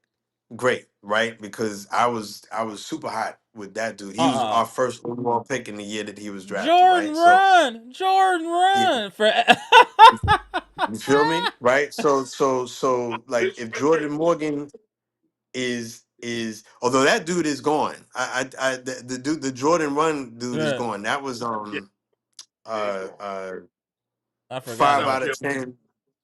It don't even matter anymore. Rasheed Walker, right? Right. Right. 5 out of 10 Rasheed Walker. Ham sandwich, peanut butter and jelly, Rasheed Walker. Just average Rasheed Walker. He's gone, right? And Right. so My concerns are with Aaron Banks. It's my left guard Yes. who's Okay. injured all the time. He's still injured. He's still injured. He's off and on, right? He's been activated off the PUP list. He does come into practice, but they're load managing him in training camp because they want to try and keep him uh, upright. So we'll see. I do think it's Man. another year. Sean Ryan at the center. He and Okay. Jordan Love need to seem to be connecting a little bit stronger. Anthony Belton seems to be doing a better job at Okay. the right guard position. And we have Zach. He's not Zach Tom anymore. Zach Bako Bawele, Okay. right? So There you go. just changed Okay. I his can't name. say it right. Changed his name. So Yeah, I he couldn't seems say to it. be playing better, Okay. right? Um, I love the fact that we're finally getting Marshawn Lloyd. And it seems like his injury history, at least with his hamstrings and whatnot, for the time being, seem Okay. like they've been fixed, right? Okay. It seems like Yeah. he had a very similar problem that Christian Watson had, which Okay. Yeah, I is heard the percentage of the injury with the hamstring. yeah. So you have like these twitched up athletes, right? These guys who are like so wired tight with like quick twitch reflexes, right? It's that it's I don't want to sound like a physical therapist, right? I'm not, I'm not an orthopedic specialist, so I don't want to speak out of turn, but it seems like they were in an imbalance. That's my understanding Right. of it. And it had not been fixed. And so Green Bay, the powers that be, started sending those guys in particular, Christian Watson, uh, Marshawn Lloyd, to this institute that you guys have over there that's supposed to be really good when it comes to physical Mm. therapy. Like other athletes outside of Wisconsin are being sent to this particular Yeah, center because right by they're the they're, state. they're doing. Yeah. Right by the. Say See. again. Right by Yeah, Lambeau. It's Yep. right by Lambeau. It's and right off the highway is. Yeah, I know exactly what you're talking about. A lot and of players come there. yeah, so a lot of out of towners, Mm. and it sounds like they figured out, like, with the research that they're able to do now. Medicine is always Right. taking these steps forward, especially when it comes to sports medicine. So it sounds like some of the research that they were doing has led them to uh treating that, and all of that to say this, not to get off into Mm. some I swear, medical conversation, but good. I got this. It's to the point now with Lloyd. He's been doing a lot of flipping, and they actually had to tell him to stop doing that because the basically Yeah, had the yeah, he's doing what too are you much That's flipping. doing? insane. Yeah, that's insane. He should be fined. Yeah, exactly. What are you Yeah, doing? doing. Yeah, What we've are you been waiting doing? on you 3 years, and you doing back. Fine him. 50,000. 50,000. Right there, brother. Stop the practice, Right. Marshawn. What's going on in your mind right now, brother? Right. Like, you know what I mean? You have Your the career is on the opportunity. line. Your career literally is on the line. This is it. That going backflip, my man Marshawn. But yeah, so he He said, "No, said, my I'm man good. I won't do Marshall. that." My man Yeah, Marshall. my man Marshawn. Right? Well, man, Shout out to Right, that's Buckhead. my man. Whatever happened, right? But you yeah, no, he said he's not going to do that no more. But I yeah, am. Look, if they figured it out, I'm excited about him, and I'm excited about Golden. Yes. I'm really excited about Matthew Golden. I got on here. I remember I was speaking to you. I was speaking to your brother when Uh, he was on here. uh, Your brother. I hope that he comes on alive a little bit more often in the next same. upcoming seasons, right? Absolutely. But I remember I was talking to your brother and to the people in the chat, and I was like, "Yo, man, get excited about Matthew Golden. This dude is the real deal." And I said that then. I saw him when he was in Texas, and I Mm-hmm. don't think that we utilized him as well as we could have last year. And I don't think that connection had been built up with Jordan Love, and it was just a lot of mouths to feed back then too, yeah, right? Because you still had Romeo Dobbs, you still had Tucker Craft, and I think in the absence, Romeo Dobbs is gone now, so they yeah, moved on from Romeo. Just because they felt like Matthew Golden definitely needed more time and I and agree with and that. more space to develop, and Tucker Craft has been injured. And so, in the absence of that, I think Matthew Golden has gotten more opportunities in training camp. Mm-hmm. And I think that they were already going to be hyper focused on getting him going. And as a result, there's like a real, from what I'm connection. reading anyway, connection that's being built, and that's all I wanted to hear because he's Right. got the connection with Watson and with Reed and Kraft, And that's the and all of his other skill position players, right? And that's the nucleus exactly. When you have, when you consider that Christian Watson, Matthew Golden, Josh Jacobs, and Tucker Kraft, I don't think have been in a game yet with all of them. Correct. really. I don't think that's happened. Right? Think back, right? At the beginning of last year, Christian Watson wasn't there. Christian No. Watson comes, Tucker Kraft is not there. In the interim, we lost Jaden Reed, right? Jaden Reed, we lost in that Washington game. That's So true. our core has not played together with all of those guys on the field with Watson, Golden, Reed, Kraft, Jacobs, right? Oh, So, and then you add Marshawn Lloyd to that Right. as your change of pace guy. I just need my offensive line to hold up and actually be a functional offensive line. And I put that up against any defense in the league. I'm good. Right. I'm good. It's just my man. deep, but my defense is another year advanced. I like Jonathan Gannon. We'll see. We'll see. We'll see. It's We'll see. what about Zaire Franklin? How about Zaire Franklin and Cooper? Cooper, yeah, That kind that I wanted to ask. Yeah, of good question. How you feel about them? So Zaire Franklin last year didn't have really a good year, but he was also coming off of an injury, and I think that yeah, the system that they had in the Colts, that was a new system. So Mm-hmm. that yeah. was last year was like a new system, and it didn't rhyme with him very well. The year before that, Zaire Franklin was all pro. He was all pro. That's Pro Bowl, all pro, right? You know what I mean? Like he got the highest honors, and he's playing next to Edgerrin Cooper, and he's a captain. He's got a good mind for football. Right. So for me, it's very similar to when Josh Jacobs came. When Josh Jacobs came to us, he was coming off of a down year because he was injured, and because Right. the offensive line that year in Oakland for the Raiders wasn't all that. But the year before that, and years before that, he was Josh Jacobs, right? You know what I mean? He's like one of the best running backs in Right. football. So I remember when he first came to us and we lost Aaron Jones, there were people who were like, I don't know. And Right. I get it. Aaron Jones is one of my favorite Packers ever, too. But people were like, yeah, and Josh Jacobs, I don't know if he still has it. And I was like, whoa, wait a minute. Right. I love Aaron Jones too, but Josh Jacobs is like one of the five best running backs in football. He led the Don't NFL in rushing. Like that's yeah. it, Go it, ahead though. it blew That's my crazy. mind that criticism that people had blew my mind. And then of course he comes and he's instantly like one of our best football players. Right. I have similar feelings about Zaire Franklin. I'm not saying that Zaire Franklin at his best was equivalent to Josh Jacobs at his best, but what I am saying is that he's certainly better than Quay Walker, Correct. who we moved on to get him, and he's playing for basically the same money. Zaire Franklin at his best was all pro, and you're putting him next to Edgerrin Cooper. Edgerrin Cooper hasn't even been all pro.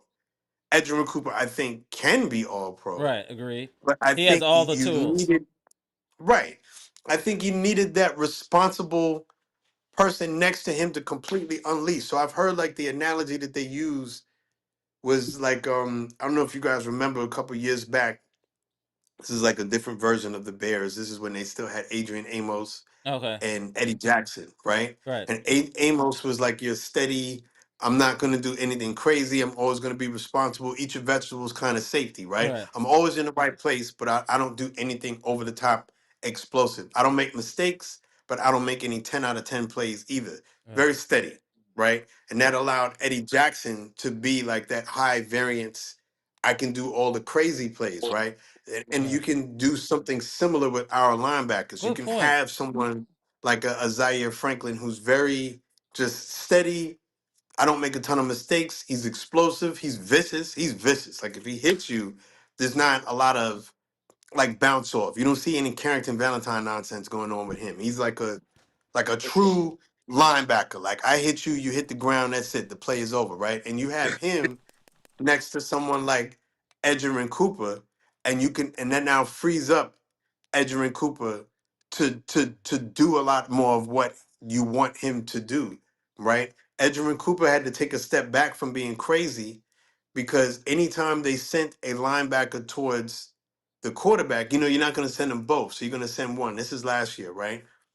if you send Edgerrin Cooper toward the quarterback, that leaves Quay Walker in coverage. You Mm. saw what Quay Walker looked like in coverage. So they're not going to do that very often, right?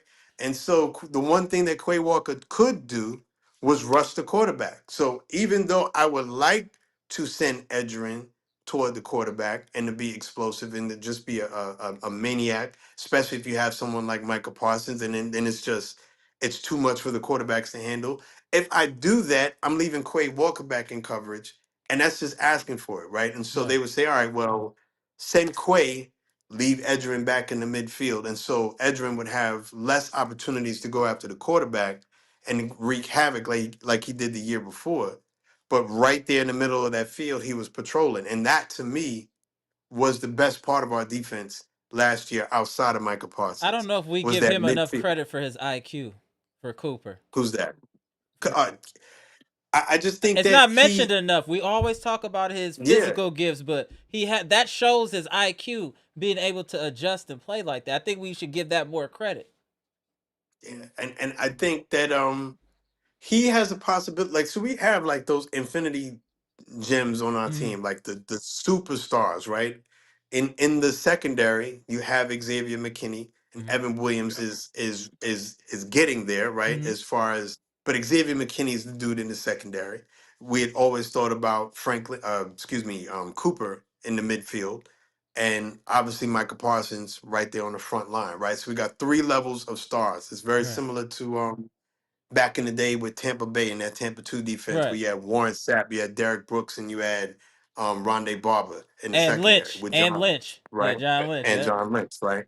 All those guys were Hall of Famers, right? That's So we crazy. They have all four they were all Hall of Famers. Yeah, that's Literally. at great. all levels. Rondé Barber, John Hall Lynch, Derek Brooks, Warren Warren Sapp. I Sapp. think Simeon Rice is in the Hall of Hall of Fame Fame too. Yeah, too. Yeah, Oh, they were. Simeon Rice. Yeah. Yeah, yeah, I mean that team was loaded. I mean they're one of the best defenses ever, of course. So they're loaded right across. The Booger McFarland was on that team. So I mean they. I forgot about that. My point of even bringing them up is and that while oh, we don't quick, play the same type of defense. hold Say on, hold on, again. hold on, hold on. You know what the funny thing about that? I bet you the chat won't. The Super Bowl they won in '02. Without googling it, they probably won't guess who was the Super Bowl MVP of that defense. I bet you won't. They couldn't get it. Who was it? Uh, I know it was a linebacker. No, Was it? it was a safety. It was a safety. Oh, It I was a safe remember. Yeah, the dark skinned cat. I can't remember his name no more. I because he do. had a pick six. Yeah, He had a yeah. pick six or two interceptions, Something like and that. one Yeah, of them what? was Huh? Pittman. Pittman. His son was Yeah. playing. His son used to play for the Colts last year. Now he's playing with the Pittsburgh. His dad was the Super Bowl MVP. Interesting. I okay. forgot about that. Okay. But you Okay. know, speaking of your level of stars, I think that is the way you win a Super Bowl. Your defense has to have a star at every level. Yeah. Yeah. You I mean, or just be super loaded, right? And right, so all right. So you either have like those all stars or you don't have a weakness, right? And Yeah. so where you may not have like a 10 out of 10 player, but you can't find a weakness on the team, right? There's no one that you could pick out, and everyone's just like a right. 7 right across the board, right? That's the my point in even bringing that up is that no, we don't play a Tampa 2 defense, Mm, but we have like stars on every level, right? And mm-hmm. Edgerrin Cooper was supposed to be that star and still can be right there in the middle. But I do think, with all due respect to Jeff Halfley, I think his play calling took a step back last year. And I do It, think it, that we became it, overly reliant on Micah But Parsons. was that his And I think, fault or is that due to lack of talent and injuries? well, I mean, in the very beginning,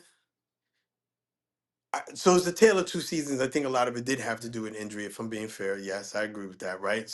Because in the very beginning, we were like one of the top three defenses Yeah, in football, correct. was. right? In the very beginning, right?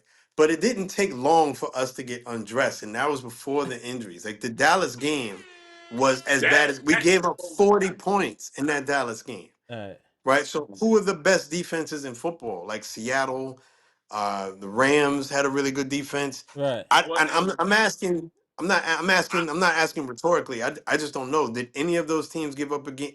Have a game where they gave up 40 points? I can't say I don't no. know. I don't think so. I don't know. Against they gave up 35 against the Rams. The Rams got In the 35. playoff game, Yeah, it's fair enough. it's more of man.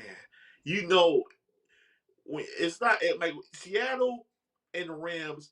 They had not one guy. It was multiple guys.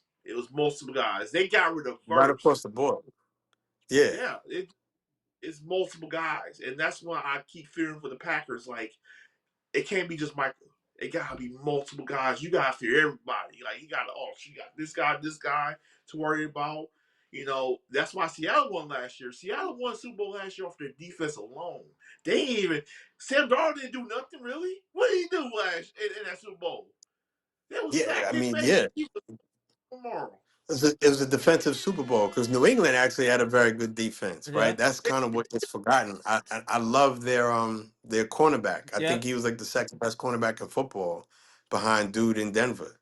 I thought those were the top two Oh, Yeah. cornerbacks in football. PS2. Yeah, and was it Gonzalez? I think was it Christian Gonzalez? yeah, Gonzalez. Yeah. yeah, I love great Christian corner. Gonzalez, right? So I mean they're a good defense too, but uh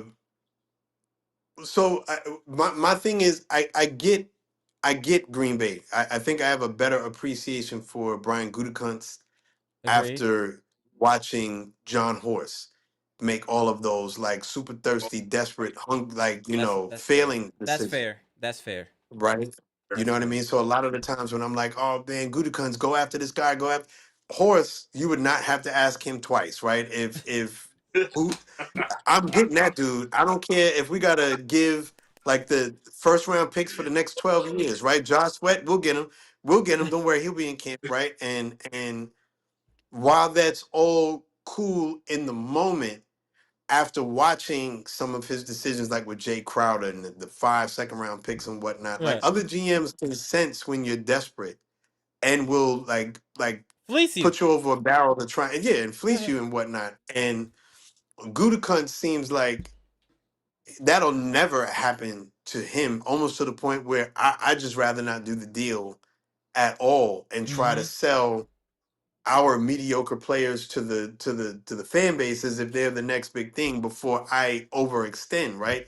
So I get Gutekunst. I have a better appreciation for him than I did after watching John Horst, but I am a little concerned that we're putting a lot on Lucas Van Ness, who only showed it Yeah, for a couple games before Thank he got you. in. Thank you. Yes, I yeah, Right, completely agree. right. I don't think that the pass rush is just from the edges. Right. Again, I think that's why you go out and you get a Hargrave and you re-sign Devontae Wyatt and you go out and you get a McClellan. Remember that was supposed to be the reason that they get McClellan Mm-hmm. over Dominic Orange. Remember, like at that Right. point in the draft, Big Citrus was still there as a nose tackle. And I yes, remember a lot of people, myself included, was like, okay, he's right there. Go and get him. We need a Right. run stopping defensive tackle. And he goes out and he gets Chris McClellan. And a lot of people had to kind of go back in their draft books, like, oh, who's Chris McClellan? Like a lot of people didn't even know who he was at first. And the argument of McClellan over Orange was that McClellan has more pass Pass rush. rush. So Right. they're trying to supplement and then they go out and they get a DDS a little bit later on and deny Dennis Sutton. So yes, I, right. I get right. You know what I'm saying? DDS was the very next pick, right? McClellan was third, DDS was fourth, right? As far as the order of picks, right? Right. So I get what they're doing. I get what they're doing. But I I'm a little I'm concerned worried. that they're going to try and sell us that mediocrity. Oh yeah, these guys are, you know what I mean? And then we're going to get to the regular season games and no one can get to the quarterback, which is going to expose the secondary. I think It's hard under here this with year. all of those. Say again. We playing against hard hitters this year. We got to go against Lamar Jackson. We got to go against the Bills with Josh Allen. We ain't facing those stone Salute, Mark quarterbacks. Thomas. Like Yeah, we're facing competition this year. So I just the Packers gonna be playing around. Like you gonna have to get some pass rush. You want to do something, figure it out. They got to figure it out this year because it ain't we'll gonna be see. no. Yeah, definitely. We'll Definitely. see. We'll I'm see. just trying to be cautiously optimistic because I do understand that we have holes there, and I want to be to make sure that those are visible so we can kind of have realistic expectations and not jump out the window and be like, "Oh, we're gonna win a Super Bowl." Would that be nice? Absolutely. But the things that we're talking about today would need to be resolved for that to be the end game. Right. Right. So the Packers to me right now are where I want the Bucks to be. The Packers have always been about draft and develop. Right. The Bucks have, for the last couple of years now, since I've known you guys and Right. before, have been about go out and get already established players and overpay them and bring them in. Right. So the Bucks have always been in the here and now collectively that team is going back towards draft and develop. But the Packers have always been about that, right? Mm-hmm. So their argument would be, well, this is why we develop guys like Baron Sorrell and DDS Mm-hmm. and Colin Oliver would be for moments like this, right? You know what I mean? And it's just a balancing game, right? You know what I mean? Lucas Van Ness earlier in training camp had like one of those like breakout games or Mm-hmm. practices where people were like, "Oh, this dude can't be blocked." I remember Micah Parsons had once um, described him to. I'm trying to remember now. It's the outside linebacker or the defensive end from Miami years ago. Cam Oh, I remember who you're talking about. Cameron Cam Wake. Jordan. Cameron Wake. Cameron Wake. Cameron Cameron Wake. Wake. Okay. Cameron Yeah. Wake. Michael Parsons had said that you could be Cameron Wake, like you know what I mean, and just saying like your body type and the Right. different things that you're good at. And wouldn't that be something like if you had Michael Parsons on one side Say and someone who could be like a Cameron Cameron Wake on the Wake. Yeah. Oof. that'd be crazy, right? You know what I mean? Now I don't know how much of that is Michael Parsons, doing the positive gas Right. thing, you know what I Yeah. mean? That was 93 What- gas he gave him right there. That was Yeah. definitely 93. That was 93 gas. Let's be right, real. 93 right. gas. He was wild. Go ahead, though, Dr. Swift. That was crazy. But I mean it's better than you get to the Right. team and it's like, oh, this dude is trash, man. No, I can't play with him. I I get the can't play with logic. I him. get the logic, but Yeah, it's you just know what I like mean? Like build you Cameron up, Wake like you had know what like I mean? 20 sacks in a season, I believe. He was unblockable. Yeah, He he's was up unblocked like for a brief moment in time, like because he right. didn't do it for a long period of time. But for a brief moment Yeah. in time, he was Yeah. unblockable. But yeah, no, they would argue that that's where their development is coming from. That's where their pass rush is going to come from, and that they're already calling Colin Oliver baby Micah because of how fast he is, right? And Mm-hmm. and Baron Sorrell is well rounded, and DDS. I was excited when we drafted him. Right.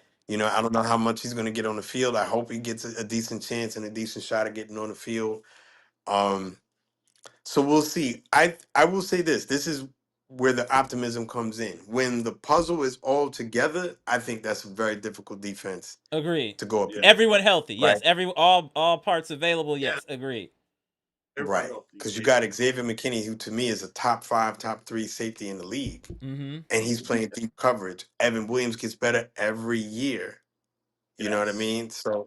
So to me, the two of them together remind me of Micah Hyde and Jordan Poyer for Buffalo Yes. years back. Mm. That's what they remind me of, right? Where you have Yes. two Pro Bowl safeties right alongside one another, and they're just interchangeable, right?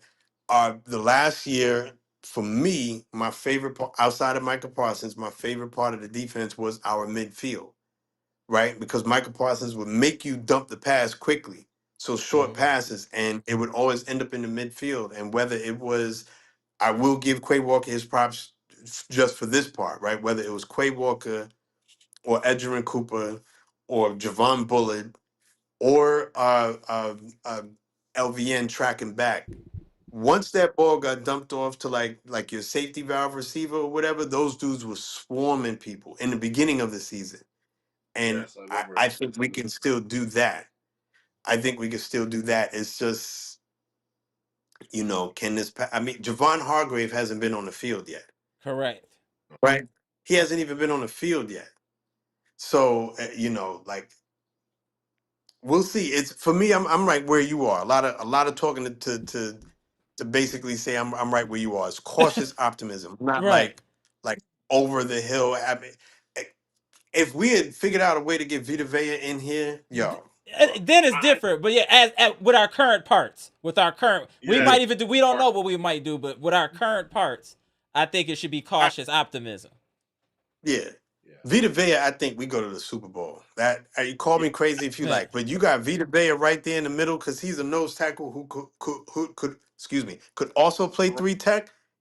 Oh my gosh, you would have had Vita Vea, Hargrave, Devontae Wyatt, Micah Parsons, and me on the other end. It didn't even matter. Like I could be rushing the quarterback on the other side. It's over. You never have to send a blitz. So you could drop No, everyone back in the coverage. You never have to send a blitz. And where do you go? Where you have like the entire backfield is crowded with what? X and Evan Williams, and at that point, But that what you're talking hopefully about right Cisse is in now, the field. Dr. Smith, just to interject briefly, is that's what made the Tampa 2 so effective. They were getting pressure with the front four, and then the people in the back, the secondary, just covered parts of the field. They just had a Yeah, responsible part of the field because of the pass rush. So it was very they were hard to getting beat. pressure with three. Right, with They three. were getting pressure with three because they were saying, I forget who they had in the middle, but Sapp was Simeon in the Rice, minute. Warren Sapp. Well, Simeon Sapp was on one side. He, side, he right. was so he wasn't the nose tackle. He was a three tech, McFarland, Booger McFarland was the nose tackle. Yes, he was playing and with that's all they LaFleur. sent. Everyone else dropped back in the cup. So what are you gonna do? First of all, Warren Sapp was like a bowling ball, right? So there was no moving him out of the only people that I would see handle Warren Sapp with regularity was Larry Allen, But and come that's because on, Larry Allen, it's Larry Allen. it's Larry Allen, Right. right? You know what I'm saying?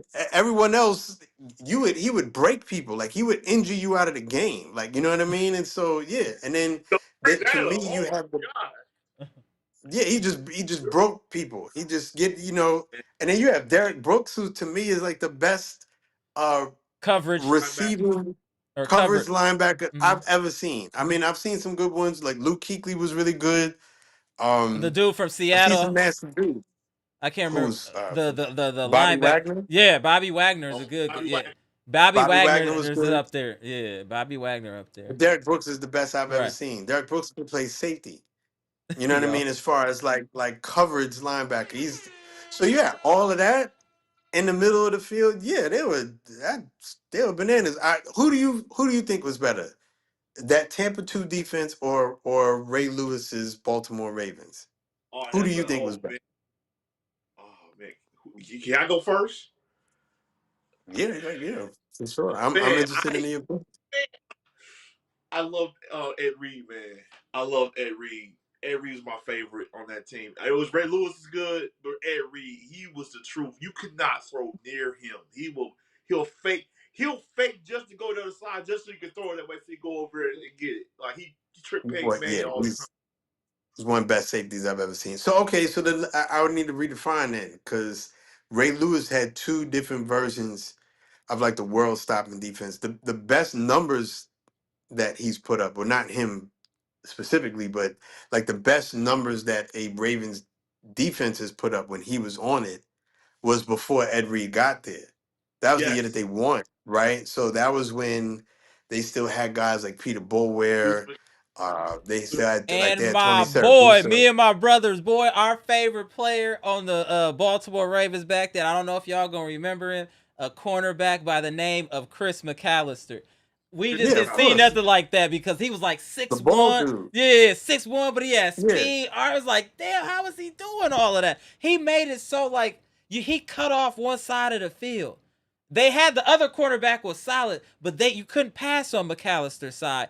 Plus, you had Peter Bull yeah, where Rod was. Rod They had Woodson. Rod Oh Woodson, my God. right? Yo, you're not They gonna had Jamie score. Sharper. Yeah. They had Jamie Sharper. You Yeah. had Sarah Gusa, who couldn't be moved Oh my backwards It's and the whatnot. God. Yeah, Ravens. that It's the Ravens. And I want to say it's not that close, to be honest. I want to say it's the Yeah. Ravens. I was trying. I was trying. so Mm-hmm. Yeah. would you I would put say the that Ravens. Ravens over Ed Reed's Ravens? Because Ed Reed got there later. Now when Ed Yeah. Reed got there, that's when you also had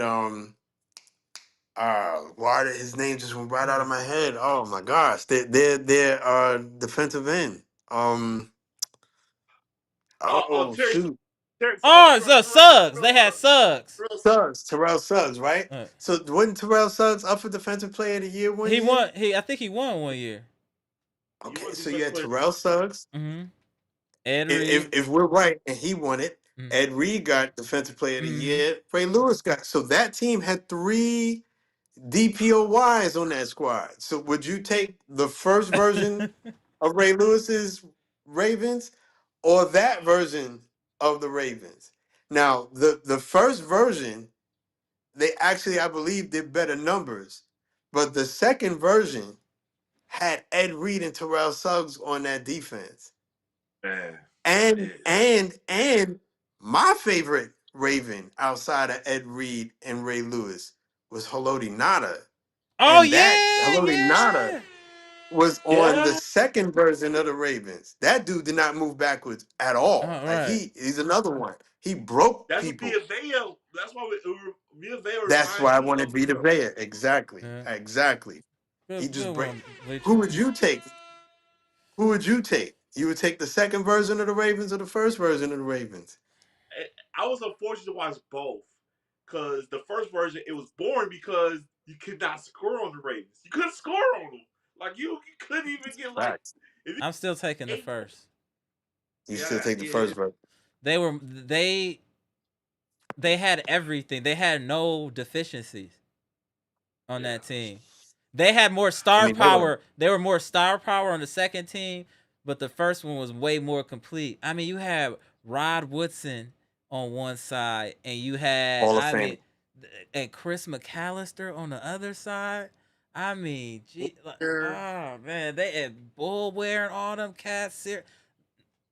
Nah, yeah, it's the Man, first still. The second one is yeah, good because Ed Reed yeah. is my boy. Ed Reed is my second favorite safety all time next to Leroy Butler. So I hold him in a very high Fair regard. enough. All Yeah, right. very high regard. But they still not better than that first Ravens defense. No, sir. No, Yeah. I can't do it. Perfect. Yeah, see? Yeah, the first version defense was their offense. Facts. That's what I'm Yeah, saying. yeah, Yeah. That Oh, I think people forgetting about that. Yeah. They won with Trent yeah. Dilfer. Because Trent Dilfer's not even a quality NFL quarterback, and they won. and yeah, it he's was a still second mad. string offense. Yeah, He's second string still out. mad about that. Right. That's crazy. At least the Buccaneers had a quality quarterback. Brad Johnson had at least been to the Pro Bowl before. Yes. He gets Yeah, I he mean, yeah. I would say yes. The Buccaneers had some of my. I used to hate them because they were so good, right? Right. Because I loved Mike Allstott.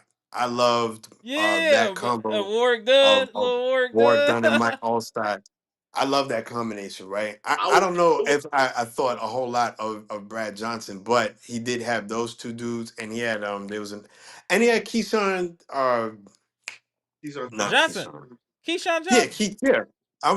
Yeah. I was right. Keyshawn Johnson, But who was decent, I think he thought he was better than he was, but he wasn't bad. You know what I mean? But you're right. That Ravens team, I'm struggling to remember and outside of their running back.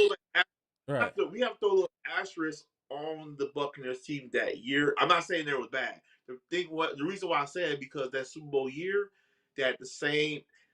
Remember, they got the Yeah. coach John from Gruden the came over and yeah, whatnot. and I they remember. changed the play. And then you watch the documentary of that Super Bowl, of that whole season, or of that of the game. They said they did the same plays, and the coach was like, Gruden was practicing the plays. They knew everything. They knew Yeah. everything. Of Right. course. And they're not smart. If you're not smart enough to know to change something up, to do something different, then you deserve everything that happened to you. Of course, like he saw you guys on the calendar 3 weeks before it even happened. So that's like the easiest Super Bowl ever. The only Super Bowl that I remember being as bad as that or worse, because we old now, right? So when Joe Montana was on the 49ers and they beat the Broncos, I don't know if you guys remember that. Oh, They trashed that what team. about when Doug Williams beat the Broncos was getting their head beat in the 80s. Shout out. Right? They was getting their head beat in. Boat They was race. getting styled on. Damn, they was They getting got boat styled race. on. They got boat race for sure. But yeah, nah, if you didn't think if you're on the Raiders, and I remember I felt bad for guys like Tim Rice because he could Right. play and he was really good. And I think not Tim Rice, Tim Brown. Brown, right. But I think Jerry Rice was on that team Yeah. low key. Like I think people forgot that team that he went to the Super Bowl. Quick story. Jerry Rice didn't find out about all that stuff going on until he was on the a TV show, Best Damn Sports Show. Period. They told him about that. He's like, he was like, like, what do you mean they knew the plays? Like, yes, they knew the plays. They knew all of it. I'm like, Come on, real but time. you had to be told that. You didn't have to be told that. I don't buy that. You didn't have to be told that. Like, if the man who was your head coach is now the head coach of the team on the other side of the field, and you didn't change your offense at all, then Yeah, you deserve come to on, get bro. cooked. Like, you know Yeah. what I mean? Yeah, like, you know what I mean. And we all saw it coming. We were all thinking, all right, well, what wrinkles are they going to throw in to throw John Gruden off? Because of course Right. he's going to know the basics. These dudes didn't do any of that. Like They they didn't didn't even that change they nothing at disrespected all. him and they got disrespected. Yeah, that was crazy. It's to the point where John Gruden is like, I'm not Right. even looking at this thing. Like, I know what you do. I made that play. I drew the play up, bro. Like, what are y'all doing? Like, you know what I mean? At some Yeah. point, I'm thinking he's holding his hands up on the sideline. Like, come on, like, do something different. We Different. Yeah, see it. that's crazy. It's all right. This the lightest Super Bowl ever. This is light work. Whatever. You guys came to watch the halftime That show because the game is over. was The game's over. the The worst. game's over. When is the first Man, preseason game Trash. before we get up out of here, y'all? When is the first preseason game? next For week us, next Thursday. week against the Steelers. Okay. Yes. So we'll definitely be going live Right. then after that preseason game, or maybe even during. We'll see, but we'll definitely be going live to talk about that because I'm definitely intrigued to see how we look because then we'll be able to kind of start to evaluate the talent on this team and who should go where. You know what I'm saying? So we can start pushing our Yeah. narratives and agendas. O line. O line. That's what I'm looking at. I'm looking at the Right. O line. Right. All I'm, right. We're I'm gonna start remembering with all the let's get things. last words, but let's start with you, Bleacher, to go to you, Dr. Smith. Go ahead, Bleacher. Yes, sir. Well, my last word is, man, I am so happy football is back. Let's Right. go, man. It's I love playing. I love talking about football. Say, I love it. say. I love talking about. I love doing basketball, but football that's my first love, man. I love Well, talking about football. it's a lot less games and a lot more meaningful. Every game matters. You can't go on 8-game Yeah, losing streaks in the NFL and make the playoffs. Still, that ain't go. You can't do that. Every game matters. That's the difference. Is the intensity because of how truncated the season is. Everything is impactful. That's why you glued to the TV. Your team going to 2-game losing streak. It might be a wrap. yeah, It might be a wrap. It could very well be a wrap, Right. depending on your division. That's why we so intense with the football. Let me chill. I'm preaching. Go ahead. Go ahead, yeah. Bleacher. Exactly why I feel that way. It's so crazy that with football every year it's like I get that excitement, man. It's worth it. It's so worth it. And I know the Packers. We got a lot of questions about what the Packers are going to do this year, and we don't trust cornerbacks, but everything else, I'm very optimistic about it. Like I can't see what we're going to do there, but it's going to take time. I don't trust LaFleur right now still, but we got to see what he does this year. If he doesn't change his ways, he gonna be hitting that. He gonna get in the pipeline too, because it's just too much. You Terman. can't lose. It's too hard of a division. Yeah. So can't wait. Can't wait. Appreciate you. Shout out to you, Bleacher. On you, Dr. Smith. I mean, I feel like y'all do, right? Football was my first love. I know football better than I know basketball, and I love basketball, right? And so I think the other thing is that the off season is almost to the day twice as long as the regular season, and so they make you wait. You know what I mean? And you got to wait a long time, and they just do a good job at giving you just enough breadcrumbs to keep you, keep stringing you along, right? You know what I mean? It's like that woman that you've been trying to get, and she gives you just enough to give you hope or whatever, but you not like, you know what I mean? You're not in there like nearly the way Right. keeps Oh you man. keeps you jumping through them hoops, right? You Right. know what I mean? Or off season, or here comes the draft. Okay, just a little bit more, and we traded for this player just a little bit more, and now we've arrived to this place where we got the preseason games, and yeah, when we were at our best last year, we were one of the three best teams in the league, right? These are things now to be excited about, optimistic about, because we all have concerns, and there are definitely players that we all can't trust or whatever. Right. But when we were at our best, we were treating teams, right? The Right. Right. Detroit team was running people off the field the year before. We ran them off the Off the field, field. Facts. destroyed them, right? The Washington team that had made it all the way to the NFC Championship game, we destroyed them, And hurt their quarterback. right? Right.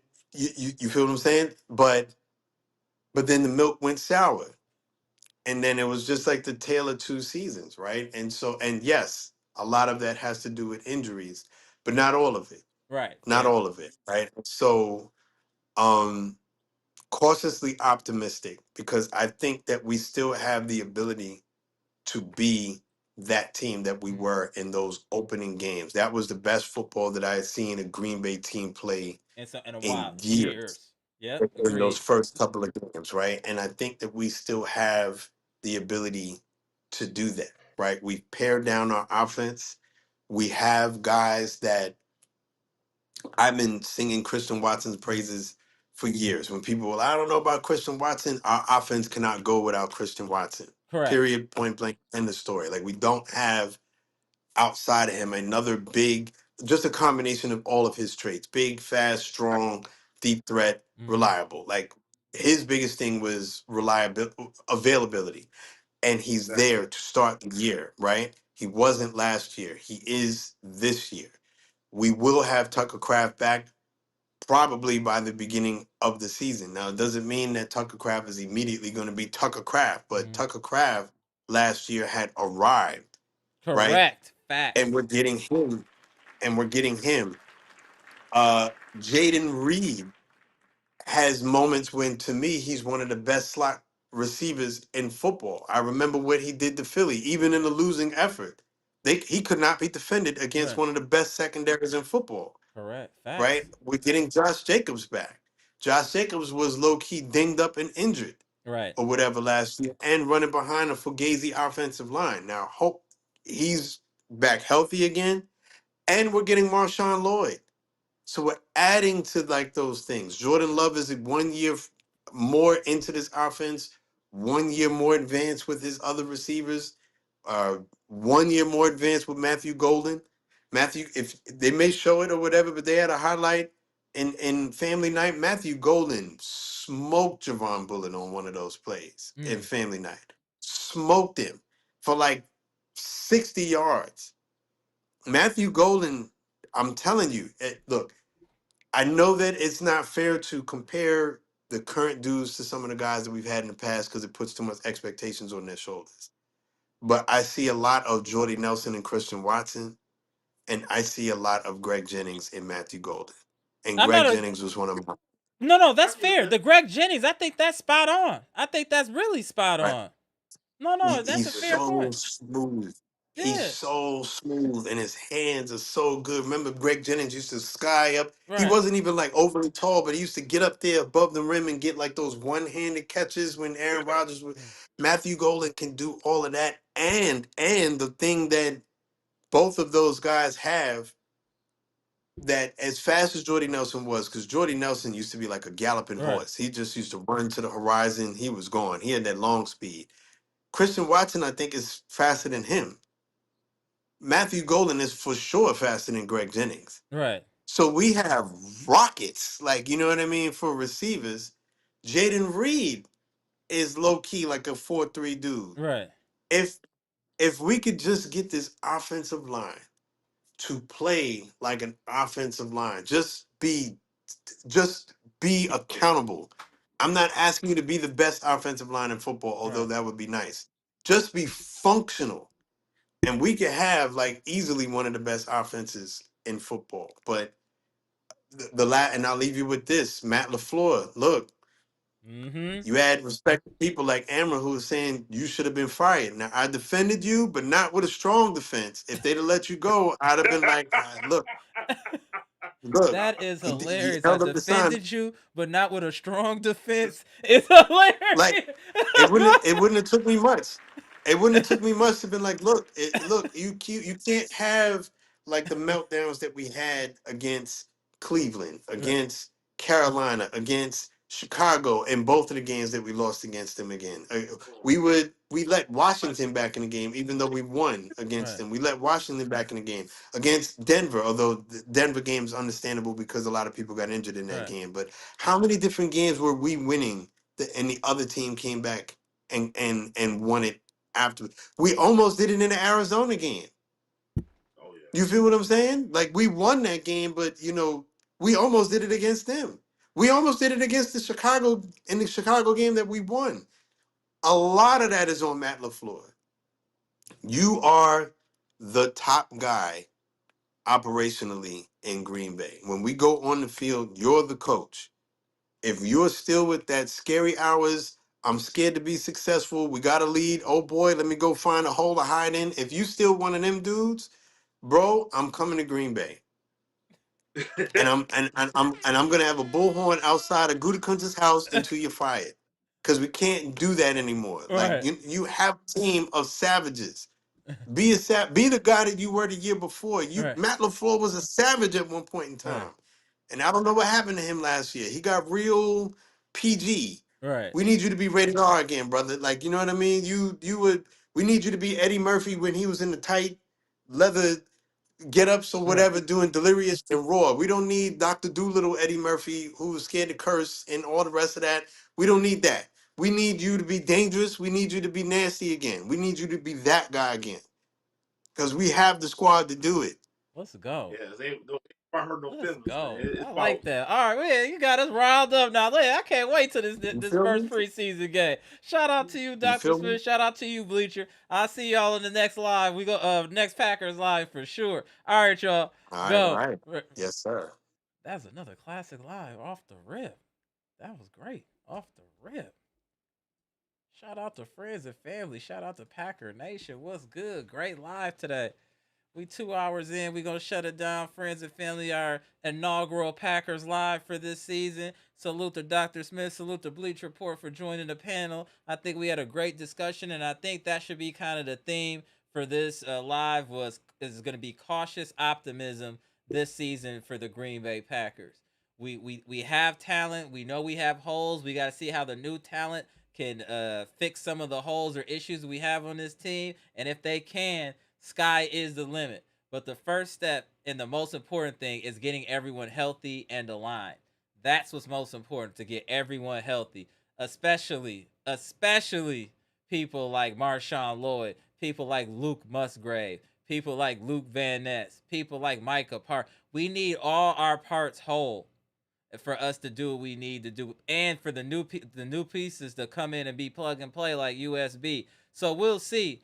But again, the first preseason game is next week. We'll be going live then to chop it up. Let me know what y'all think in the comment section after family night tonight, and any players that y'all saw that are standout and any concerns you have. Let us know in the comment section. Y'all, appreciate y'all tapping in. Comment, like, subscribe, and share the electrifying content. Go on.